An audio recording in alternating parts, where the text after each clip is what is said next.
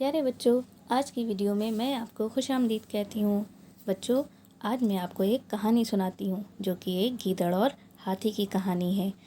گیدڑ اور ہاتھی بہت اچھے دوست ہوتے ہیں اور ان دونوں میں بہت گہری دوستی ہوتی ہے۔ دونوں ساتھ رہتے، ساتھ کھاتے اور ساتھ ہی گھومتے تھے۔ لیکن ایک بار گیدڑ اپنے دوست ہاتھی کو دھوکہ دے دیتا ہے، جس کی وجہ سے ہاتھی کو بہت پریشانی ہوتی ہے۔ لیکن ہاتھی پھر بھی اپنے دوست کو معاف کر دیتا ہے اور ان دونوں کی دوستی اور مضبوط ہو جاتی ہے۔ چلیے سبق شروع کرتے ہیں۔ ایک ہاتھی اور ایک گیدڑ میں گہری دوستی تھی۔ دونوں ہر وقت ساتھ ساتھ رہتے اور کھانا بھی ساتھ کھاتے تھے۔ ایک دن انہیں تربوز کھانے کی خواہش ہوئی۔ تربوز کا کھیت ندی کے دوسرے کنارے پر تھا۔ گیدڑ نے ہاتھی سے کہا، دوست تم تو ندی کے دوسرے کنارے پر پہنچ جاؤ گے، مگر میں کیسے جاؤں گا؟ کیونکہ گیدڑ ہاتھی سے چھوٹا تھا، اس لیے وہ ندی پار کر کے نہیں جا سکتا تھا۔ تو ہاتھی نے اس سے کہا کہ دوست تم پریشان مت ہو، میں تمہیں اپنی پیٹھ پر بٹھا کر دوسری طرف لے جاؤں گا۔ اس طرح وہ دونوں ندی کے دوسرے کنارے پر پہنچ گئے۔ دونوں دوست ندی کے دوسرے کنارے پر پہنچ کر تربوز کھانے لگے۔ گیدڑ کا پیٹ چونکہ چھوٹا تھا، جلدی بھر گیا۔ اس نے کھیت کے کنارے بیٹھ کر چیخنا شروع کر دیا۔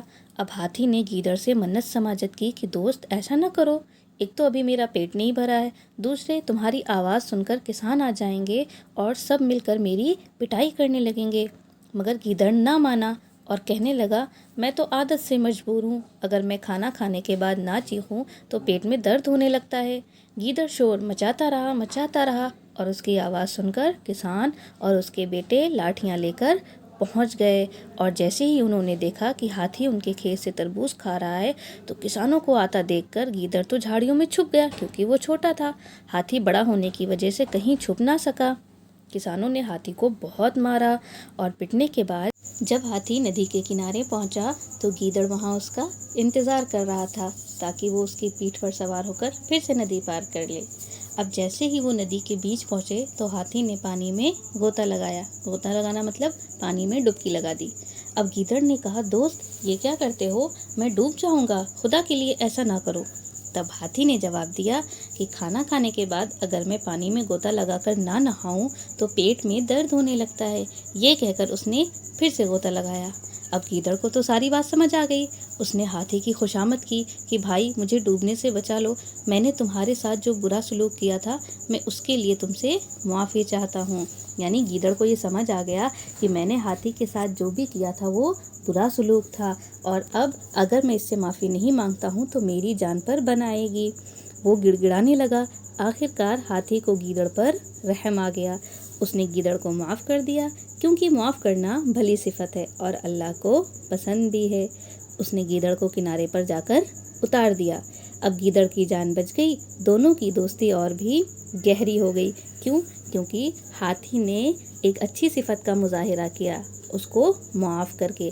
اگر وہاں پر ہاتھی بدلہ لے لیتا تو ان دونوں کی دوستی اسی جگہ پر ختم ہو جاتی، لیکن ہاتھی نے ایسا نہیں کیا۔ اس نے اپنی دوستی کو بچانے کے لیے گیدڑ کو معاف کر دیا اور اس کے بعد اس کی جان بھی بچا لی، جس کی وجہ سے ان کی دوستی اور بھی مضبوط اور گہری ہو گئی۔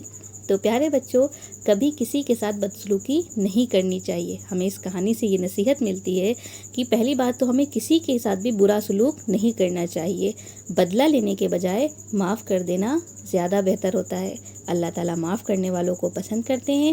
اس طرح اللہ دوسروں کے دلوں میں ہماری محبت ڈال دیتے ہیں۔